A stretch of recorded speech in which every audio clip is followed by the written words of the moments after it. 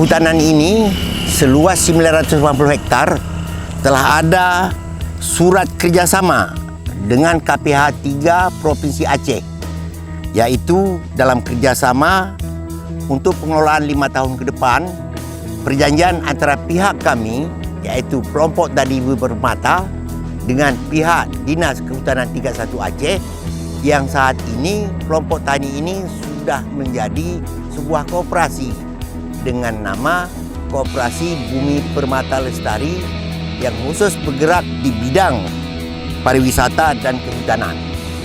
Fenomenal air terjun Serula, yaitu airnya terjun ibarat selendang sutra putri turun dari kayangan. Dia menyebar, tidak sama dengan air terjun lain yang bulat turun. Perkenalkan, nama saya Mukus Ramadan. Saya masyarakat dari Kota Langsa. Saya kemari untuk berkunjung ke areal air terjun Gunung Serula. Menurut saya terjun Serula itu sangat indah. Jarang dijumpai air terjun seperti ini karena dari sisi landscape-nya berbentuk datar dan memanjang sekitar 40 meter.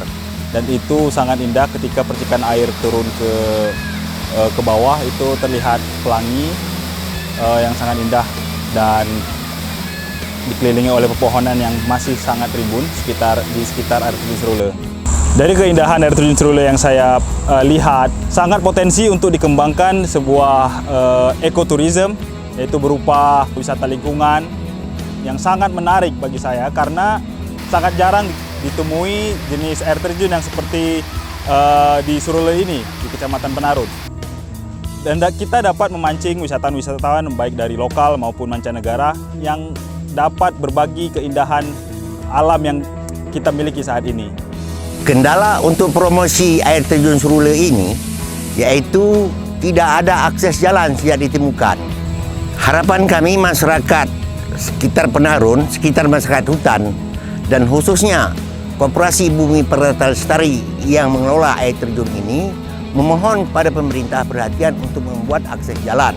Terima kasih kepada tim TPID, tim Inovasi Desa Kecamatan Penarun, dan kami mengharapkan dukungan dari tim TPID selanjutnya untuk kelancaran proses air terjun Serula di Kecamatan Penarun.